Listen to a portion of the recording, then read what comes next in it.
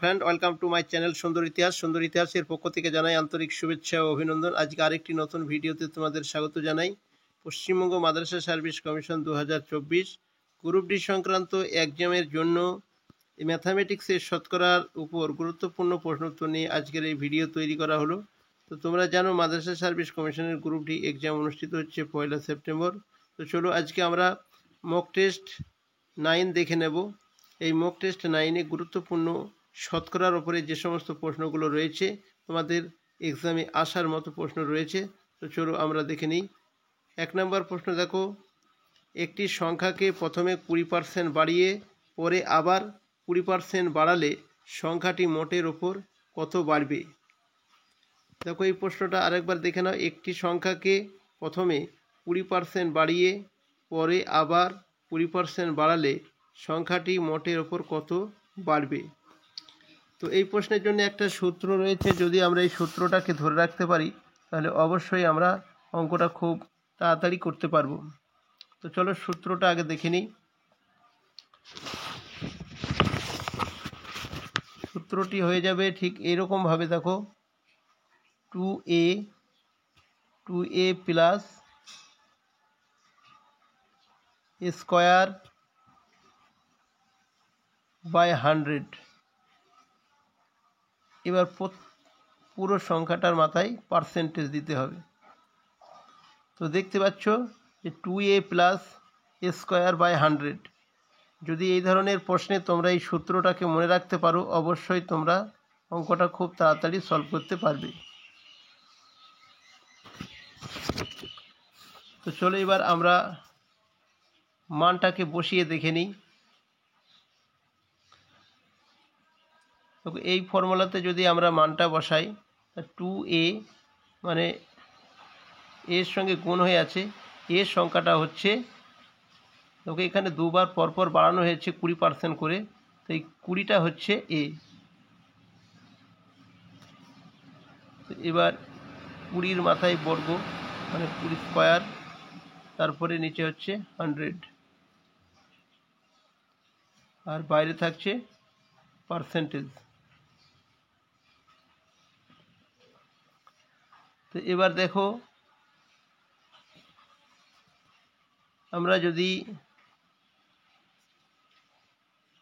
20-কে 2 দিয়ে গুণ করি তাহলে হয়ে যাচ্ছে 40 যোগ 20-র বর্গ। 20-র বর্গ মানে হচ্ছে 400। 400-কে যদি আমরা 100 দিয়ে কাটাকাটি করে দিই তাহলে দেখো 0 0 কেটে গেলে পড়ে থাকে শুধু 4। তাহলে দেখো 40 আর এই 4-এ যোগ করে দিলে হয়ে যাচ্ছে 44। আশা করি বুঝতে পেরেছো। তাহলে তোমাদেরকে এই ফর্মুলাটা মনে রাখতে হবে যে 2a প্লাস স্কোয়ার বাই 100, এই ব্র্যাকেটের বাইরে পার্সেন্টেজটা দেবে। তাহলে হয়ে গেল এটা 44%। দেখো এই প্রশ্নের সঠিক উত্তরটি কোথায় হয়ে যাচ্ছে। এই প্রশ্নের সঠিক উত্তরটি হয়ে যাচ্ছে, দেখো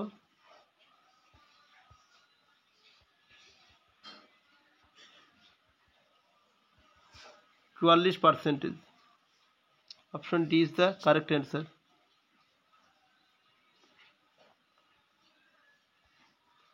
তারপরে 2 নম্বর প্রশ্নটা দেখে নেব। একটি সংখ্যার 70% সংখ্যাটির 21% অপেক্ষা 147 বেশি হলে সংখ্যাটি কত? ভালো করে দেখে নাও যে একটি সংখ্যার 70% সংখ্যাটির 21% অপেক্ষা 147 বেশি হলে সংখ্যাটি কত?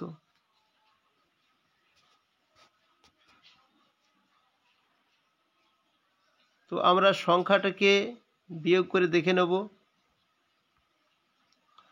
দেখো 70% সংখ্যাটির 21% অপেক্ষা 147 বেশি হলে, তাহলে আমরা এটাকে 70% থেকে 70 থেকে আমরা এই 21%কে বাদ দিয়ে দেব। কত পার্সেন্টেজ থাকছে আমাদের দেখতে হবে। দেখো এখানে বাদ দিলে থাকছে 49%। তো এখন শর্ত অনুসারে আমরা এই 49% সমান করে দেবো 147। তো 147। তো এবার আমরা শতকরা যদি বার করে নিই, 49% যদি 147 হয়, তাহলে 1% কত হবে আর 100% কত হবে। তো আমরা ওটা যদি ঐকিক নিয়মের মতো করে দিই, তাহলে দেখো হয়ে যাবে 147 বাই 49, তাকে আমরা 100 দিয়ে গুণ করে দেবো। দেখো এটা ক্যালকুলেশন করলে 7 দিয়ে কাটবে, 7 7 × 49, এটা 7 × 2 = 14, 7 × 7, এটা 3 7 × 21, তার মানে হয়ে যাচ্ছে 3 আর এদিকে 100, তার মানে হয়ে যাচ্ছে 300। এই প্রশ্নের সঠিক উত্তরটি হয়ে যাবে অপশন সি। তো চলো তারপরের প্রশ্নটা দেখে নিই। 3 নম্বরের প্রশ্ন দেখো, এ এর বেতন বি এর বেতনের থেকে 20% কম, তাহলে বি এর বেতন এ এর বেতনের চেয়ে শতকরা কত বেশি?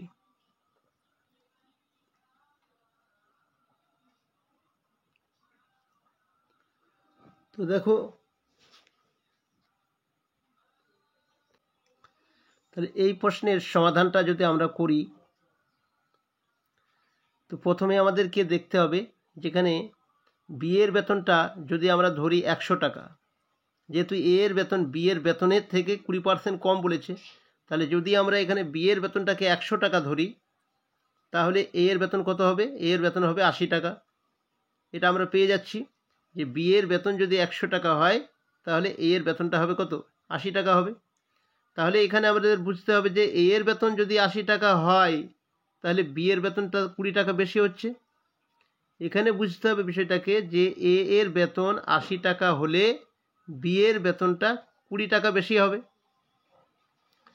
তো চলো আমরা দেখে নেব যে বি এর বেতন এ এর চেয়ে কত বেশি হচ্ছে, শতকরা বেশি কত হচ্ছে। তাহলে আমরা দেখব যে বি এর বেতনটা এ এর চেয়ে, তো এখানে যদি আমরা বলেছি যে এ এর বেতন 80 টাকা হলে বি এর বেতন 20 টাকা বেশি হবে, তাহলে 80 টাকাতে 20 টাকা যদি বেশি হয়, তাহলে 1 টাকায় কত বেশি হবে আর 100 টাকায় কত বেশি হবে। তো চলো দেখে নিই। তাহলে আমরা এখানে লিখতে পারি যে বি এর বেতন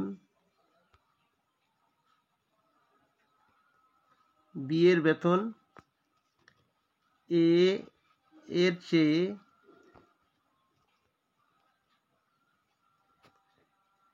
চেয়ে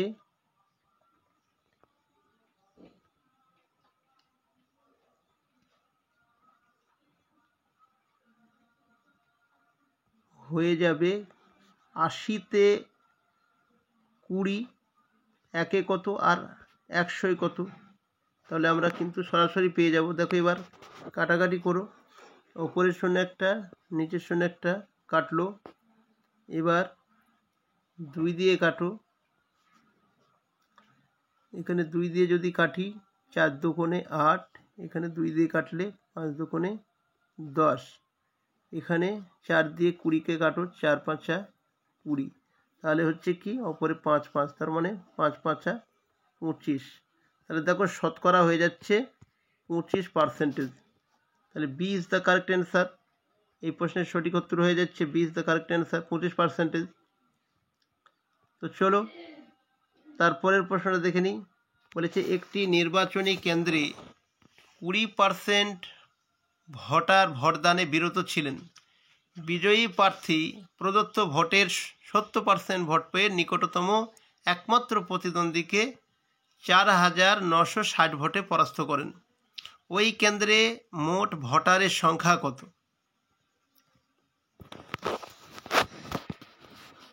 দেখো যদি আমরা দেখি বিজয়ী প্রার্থী কত ভোট পাচ্ছে, এখানে দেখতে হবে।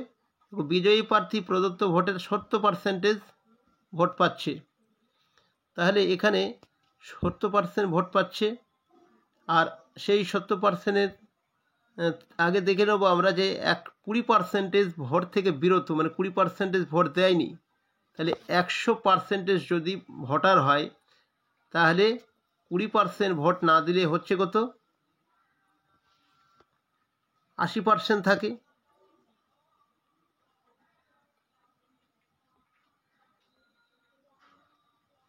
তো 80% থাকে। দেখে নেব আমরা যে 100 জায়গায় যদি 20% ভোট না দেয় তাহলে সেখানে আমাদের 20 মাইনাস করতে হবে।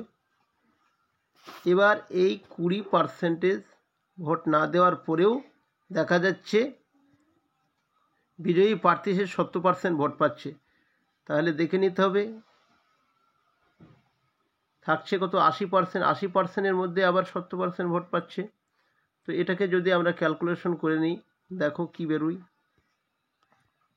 তো এখানে 80 বার হচ্ছে, তাহলে 80 গুণ 70%, এর শূন্য এর শূন্য এর শূন্য এর শূন্য কেটে গেল, তাহলে হয়ে যাচ্ছে কি 7 8 56। তাহলে 56% ভোট পাচ্ছে বিজয়ী প্রার্থী, এবং পরাজিত প্রার্থী ভোট পায় মোট ভোটের কত, যা পরাজিত হয়েছে 56%।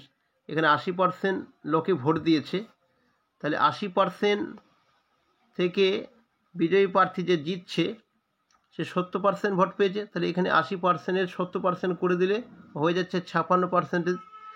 তাহলে পরাজিত প্রার্থী কত ভোট পাবে, তাহলে আমরা 80 থেকে যদি বাদ দিয়ে দিই, দেখো 80% থেকে যদি আমরা 56 বাদ দিয়ে দিই কত হবে, 4 10 24%।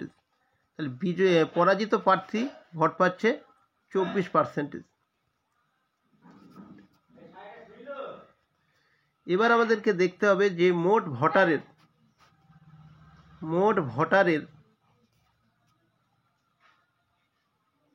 ভোটার হচ্ছে, এখানে আমাদের 80% ভোট দিয়েছে, তো সেই মোট ভোটারের মধ্যে 56% বিজয়ী প্রার্থী পাচ্ছে আর পরাজিত প্রার্থী পাচ্ছে 24%। তাহলে কত ভোট বেশি পাচ্ছে আমরা এবার দেখে নেব।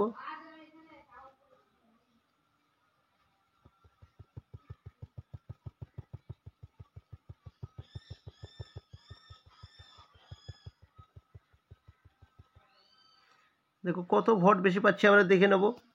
56%, মোট ভোটারের 56% থেকে যদি পরাজিত প্রার্থীর ভোটটা বাদ দেওয়া হয় তাহলে থাকবে কত, দেখো 32% থাকছে। তো 32% যেটা থাকছে এটা কিন্তু এতটা ভোট বেশি পাচ্ছে বিজয়ী প্রার্থী। তাহলে এখানে তো বলে দেওয়া হয়েছে, দেখো এখানে বলে দেওয়া হয়েছে নিকটতম একমাত্র প্রতিদ্বন্দ্বীকে 4960 ভোটে পরাস্ত করেছে। তাহলে আমরা এই সংখ্যাটাকে একবারে তুলনা করে দিতে পারি। তো 32% যেটা বার হচ্ছে, এই 32% সমান হচ্ছে 4960। তাহলে 32% যদি 4960 হয় তাহলে 1% কত হবে আর 100% কত হবে। তো দেখে নাও, আমরা একবারে যদি ডাইরেক্ট করে দিই এখানে, তো এখানে হয়ে যাবে তাহলে কি,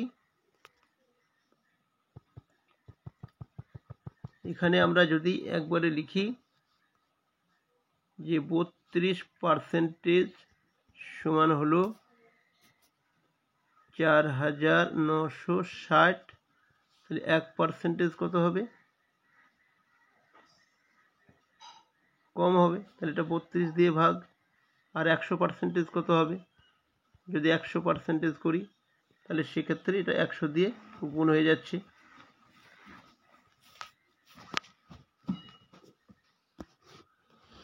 তো এবার আমরা কাটাকাটি করব, কাটাকাটি করে দেখে নেব।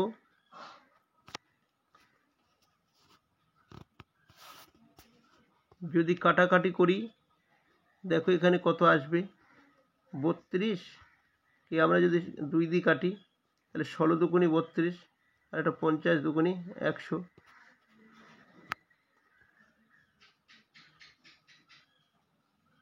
এইটা একবারে দেখো 16 দিয়ে কেটে যাবে, 16কে 16 3 16 48, তো এখানে হয়ে যাচ্ছে 3 16 48, আর থাকছে 116, 16কে 16 মানে 310, 310কে 50 দিয়ে গুণ, 3কে 10, 310কে 50 দিয়ে যদি গুণ করি দেখো দুটো শূন্য থাকছে, আর 5 দিয়ে গুণ করলে 5-একে 5, আর এটা 3 × 5 = 15, তার মানে হয়ে যাচ্ছে 15,500, 15,500। দেখো কোন অপশনটা হয়ে যাচ্ছে, তাহলে B is the correct answer. এখানে 15,500 রয়েছে। তো চলো তারপরের অঙ্কটা দেখে নিই। 5 নম্বরের প্রশ্ন কি বলেছে দেখো, কোনো সংখ্যার 75% এর সাথে যদি 75 যোগ করা হয় তবে সংখ্যাটি পুনরায় ফিরে আসে, সংখ্যাটি কত? তাহলে দেখো সংখ্যাটি কত হবে, কোনো সংখ্যার 75%-এর সাথে যদি 75 যোগ করা হয় তবে সংখ্যাটি পুনরায় ফিরে আসে, সংখ্যাটি কত? তো এখানে আমরা সংখ্যাটিকে যদি ধরে নিই এক্স, ধরে নিলাম সংখ্যাটি হলো এক্স, সংখ্যাটি এক্স ধরে নিলাম। এখন প্রশ্ন অনুযায়ী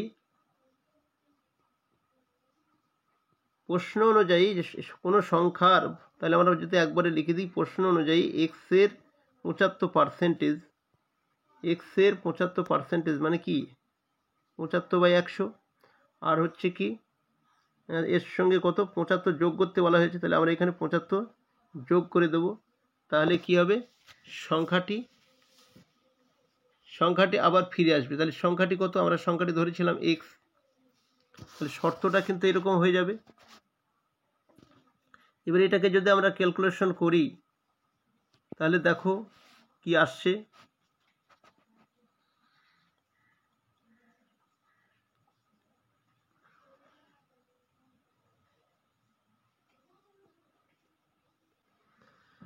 তো ক্যালকুলেশন করি। এবার দেখো এটা আমরা যদি কেটে দিই, 25 দিয়ে কেটে দিই একবারে, 3 × 25 = 75, এটাকে কাটলে 4 × 25 = 100, তাহলে এখানে ওপরে হয়ে যাচ্ছে কত 3x/4, 3x/4, এটার সঙ্গে থাকছে কত 75, আর এখানে সমানের পরে আছে এক্স।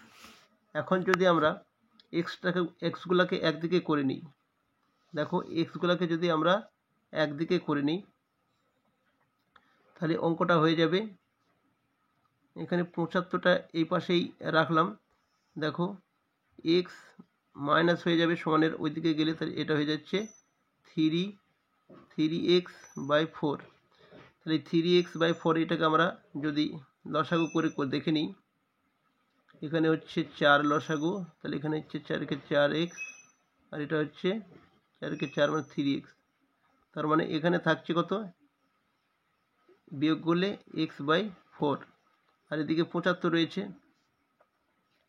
তো 75 সমান হয়ে যাচ্ছে কত x/4, তো x/4 আমরা এবার এটাকে যদি কোনাকুনি গুণ করি x এর মানটা, তাহলে হয়ে যাবে দেখো এখানে 4 75 কত হবে 4 × 5 = 20, হাত থাকলো 2, আর 4 × 7 = 28, 30, তার মানে 300 হয়ে যাচ্ছে। তাহলে x এর মান হয়ে যাচ্ছে দেখো 300, তাহলে এই প্রশ্নের সঠিক উত্তরটা হয়ে যাবে দেখো অপশন বি 300।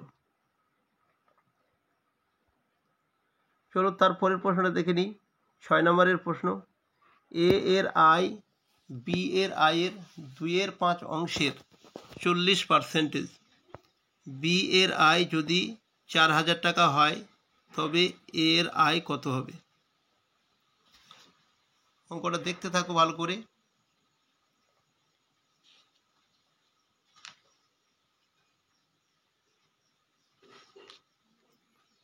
তাহলে এ আর আয়টা দেখো কত হচ্ছে, এখানে এ আর আয় হচ্ছে বি এর আয়ের 2/5 অংশের 40%, আবার এখানে বলে দিচ্ছে বি এর আয় যদি 4,000 টাকা হয়, তাহলে বি এর আয়ের বলেছে, তাহলে এখানে বি এর আয় কিন্তু এখানে দেওয়া আছে অলরেডি, তাহলে 4,000 টাকা, তাহলে 4,000 টাকার 2/5 আমরা বুঝতে পারছি সেটা কত হবে 40% হবে, তাহলে 4000 টাকার 2/5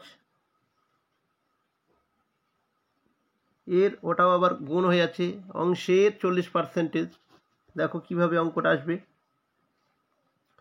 তাহলে লিখতে হবে যে 4000 এর 2/5, 4000 এর 2/5 এর আবার 40%, মানে 40/100। চলো এবার কাটাকুটি করে দেখে নিই কত হচ্ছে। এ শূন্য কাটছে,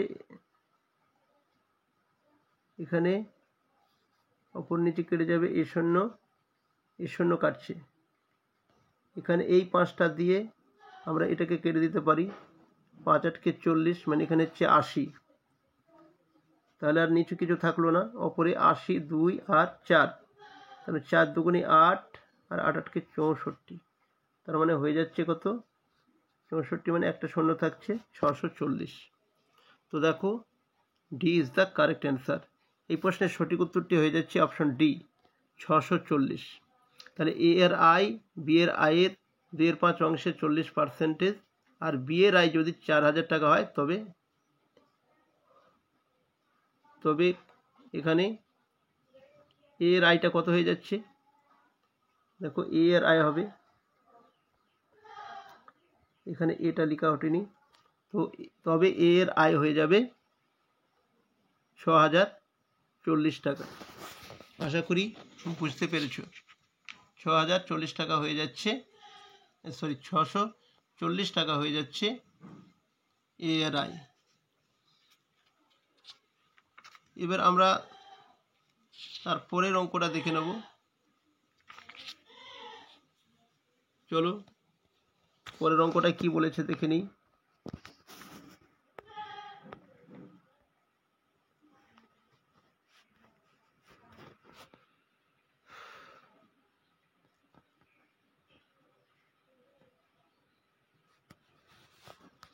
দেখো, কলকাতা থেকে পাঁশকুড়ার বাস ভাড়া ও ট্রেন ভাড়া যথাক্রমে 20 টাকা ও 30 টাকা।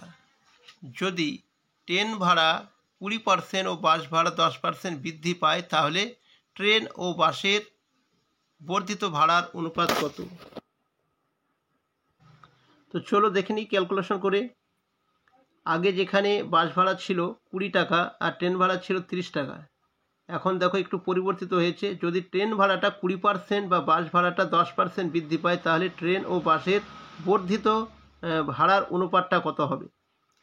তো দেখো আগে বাস ভাড়া দিতে হতো কত? 20 টাকা, আর ট্রেন ভাড়া হতো 10 টাকা।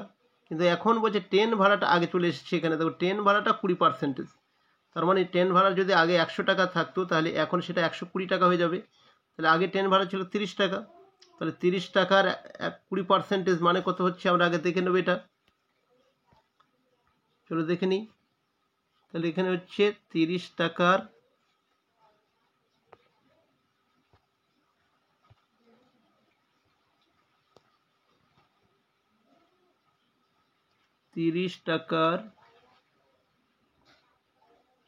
120%, মানে একবারে আমি এখানে পার্সেন্টেজটা তুলে দিলাম, 100 হলো ইস-টু একবারে আমরা করে নেব অঙ্কটা।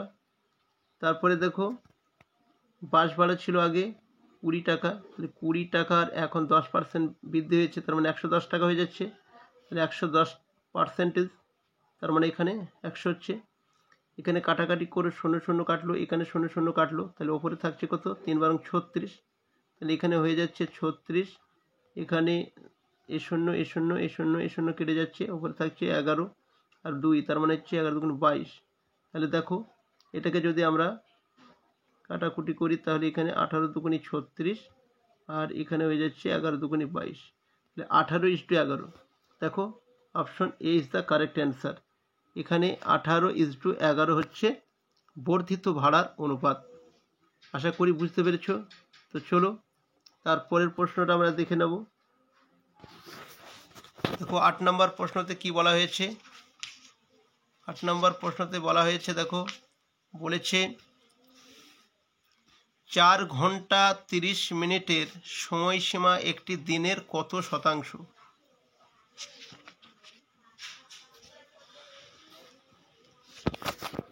ভালো করে দেখে নাও। 4 ঘন্টা 30 মিনিট, 4 ঘন্টা 30 মিনিটের সময়সীমা একটি দিনের কত শতাংশ? তাহলে একটি দিনের কত শতাংশ জিজ্ঞাসা করা হয়েছে। তো 4 ঘন্টা 30 মিনিট মানে কত মিনিট? চলো দেখে নিই। তো 4 ঘন্টা মানে হচ্ছে 4 × 60 যোগ 30, তার মানে কত মিনিট হয়ে যাচ্ছে? 4 × 6 = 24 মানে 240, আর 30 মানে হচ্ছে 270। তার মানে এখানে 270 মিনিট হয়ে যাচ্ছে 4 ঘন্টা 30 মিনিট। এখন আমাকে বলা হয়েছে কি একদিন। তাহলে একদিনে কত ঘন্টা কত মিনিট হচ্ছে সেটা আমাদেরকে দেখে নিতে হবে। একদিন মানে আমরা জানি 24 ঘন্টা একদিন হয়, তাকে যদি আমরা 60 দিয়ে গুণ করি তাহলে আমরা মিনিটটা পেয়ে যাব। দেখো এখানে 24কে যদি আমরা 60 দিয়ে গুণ করি কত হবে? শূন্যটা চলে আসছে, আর হচ্ছে কত? 4 × 6 = 24, 4 থাকলো 2, 12 14, 1440 মিনিট। তাহলে দেখো 1440 মিনিট আমরা পেয়ে যাচ্ছি। তাহলে একদিন হচ্ছে 1440 মিনিট, আর ওদিকে 4 ঘন্টা 30 মিনিট মানে হচ্ছে 270 মিনিট। তাহলে এবার আমরা শতকরাটা বার করে নেব, একদিনের কত শতাংশ হবে সেটা আমরা বার করে নেব। তাহলে একদিনটা হচ্ছে মোট অংশ এখানে, তাহলে এটা নিচে থাকবে 1444। এই 1444-এর 4 ঘন্টা 30 মিনিটটাকে আমাদের ধরতে হবে। তাহলে 4 ঘন্টা 30 মিনিট মানে এখানে আমরা দেখেছি 270, তাহলে এখানে 270টা ওপরে হয়ে গেল। তাহলে 100-তে কত হবে পার্সেন্টেজ হিসাবে? কাটাকাটি করি এবার। চলো, এই শূন্য এই শূন্য কাটলো। এবার আমরা কাটবো কয় দিয়ে? দেখো এবার কাটবো, এটাকে যদি কাটি 2 দিয়ে কাটি, 5 × 2 = 10, এটা 5 হলো। একে 2 দিয়ে কাটলে 7 × 2 = 14, আর 2 × 2 = 4 মানে 72 হলো। আবার দেখো কাটবে এখানে, আবার যদি 2 দিয়ে কাটি, 9 হচ্ছে এখানে 9, 3 দ্বারা কাটবে সুবিধা হবে, একটু বড় করে কেটে নিই। তো 3 × 24 = 72, এখানে 3 × 24 = 72 করলাম। একে 3 দিয়ে কাটলে 3 × 9 = 27 মানে হচ্ছে 90। আবার কাটবে দেখো 3 দিয়ে, 3 × 8 = 24, এটা 3 দিয়ে কাটলে 3 × 3 = 90, তাহলে এখানে 30 হচ্ছে, আর এখানে 8। আবার কাটছে, আবার যদি কাটি 2 দিয়ে কাটি, 4 × 2 = 8, এখানে 15 × 2 = 30। তো পরপর এগুলো দেখে নেবে। তো এবার আমাদের 15 × 2 = 30, আর 15কে আমরা 4 দিয়ে ভাগ করব। দেখো 15কে যদি আমরা 4 দিয়ে ভাগ করি, দেখে নেব 15কে 4 দিয়ে ভাগ করে কত আসে। 15কে 4 দিয়ে ভাগ,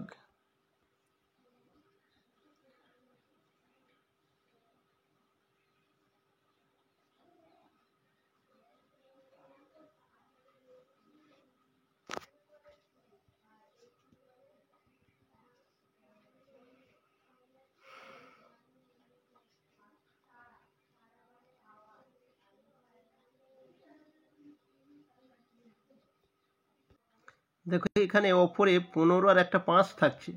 15 আর 5 মানে হচ্ছে 5 × 15 = 75। 75কে 4 দিয়ে ভাগ করতে হবে, এটাও 15কে না, এটা 75কে 4 দিয়ে ভাগ করতে হবে। চলো দেখে নিই।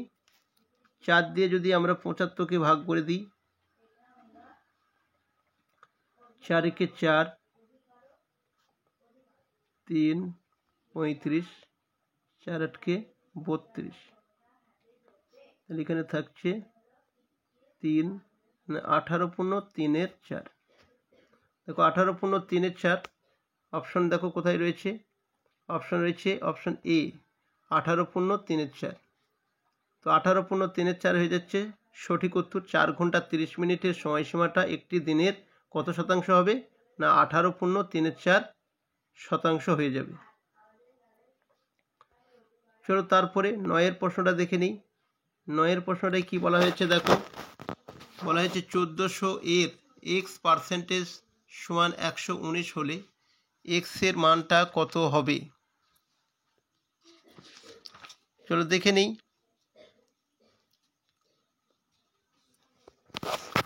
1400-এর x% সমান যদি 19 হয় সেটা কত হবে? চলো ক্যালকুলেশন করি। তাহলে হয়ে যাচ্ছে 1400 ইন্টু এক্সের 100 সমান হচ্ছে 119।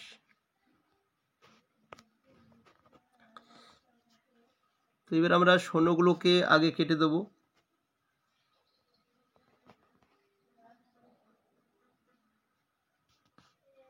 শূন্যগুলো কাটলে কি হবে?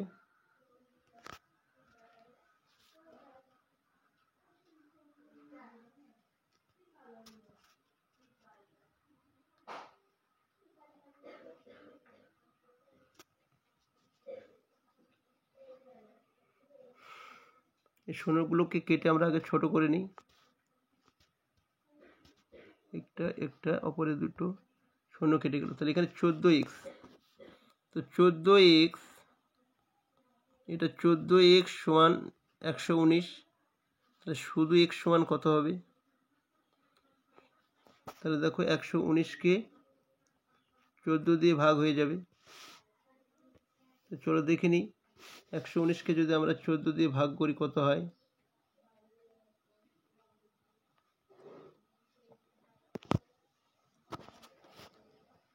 আট দিয়ে যাচ্ছে 112, 8 14 112। আচ্ছা এবার এখানে 7 থাকছে, যাচ্ছে না, দশমিক দিয়ে একটা 70, 5 14 70। তার মানে আমরা বুঝতে পারছি যে এই প্রশ্নের সঠিক উত্তরটি হয়ে যাচ্ছে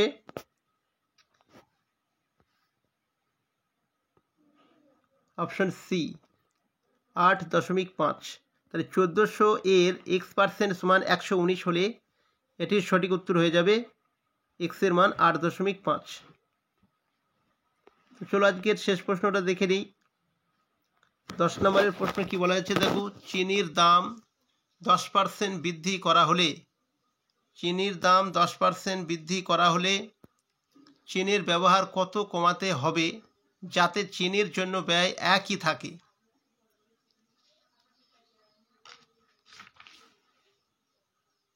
চলো দেখে নিই। তো এখানে মনে রাখতে হবে যে চিনির মূল্য বৃদ্ধি 10% যদি হয়, চিনির মূল্য বৃদ্ধি যদি 10% হয়, খরচ কিন্তু একই রাখতে হবে। তাহলে সেক্ষেত্রে খরচ যদি একই রাখতে হয় তাহলে ব্যবহার কমাতে হবে কত? দেখো 10% বৃদ্ধি করা হয়েছে, তাহলে সেক্ষেত্রে আমরা যদি খরচকে একই রাখতে চাই তাহলে এই এখানে 10% বৃদ্ধি, আগে যেখানে 100 ছিল এখন সেটা 110 হয়ে গেছে। তো 110-এর আগে 10 থাকলে 110 হলে এখানে 110-এ কত হবে? তাহলে 110-এ 10 ছিল আগে, তাহলে এখন এই সংখ্যাটাকে আমরা যদি শতকরা করে নিই একবারে, তাহলে আমরা কিন্তু এইভাবে ডাইরেক্ট করে দিতে পারি। তো এই শূন্য কেটে গেল। তাহলে 100কে যদি আমরা 11 দিয়ে ভাগ করে দিই, দেখো 11 দিয়ে যদি আমরা 100কে ভাগ করে দিই কত হবে? 9 11 99। তাহলে 1 হচ্ছে, তাহলে এটা পূর্ণ করে দাও, 9 পূর্ণ 1-এর 11। দেখো কোন অপশনটা আছে, 9 পূর্ণ 1-এর 11, option C is the correct answer. তো আমরা এইভাবে কিন্তু অঙ্কটাকে করে দিতে পারি। তো চিনির মূল্য বৃদ্ধি 10% হলে খরচটা যদি একই রাখতে হয় তাহলে ব্যবহার আমাদেরকে কমাতে হবে। তাহলে এখানে 10/100 ইন্টু 100%, তাহলে এটা অবশ্যই আমাদেরকে এইভাবে কেটে দিতে হবে। তো পার্সেন্টেজ কতটা অবশ্যই এখানে লিখতে হবে, এখানে লেখা হয়নি, দেখো পার্সেন্টেজটা এখানে দিয়ে নেবে।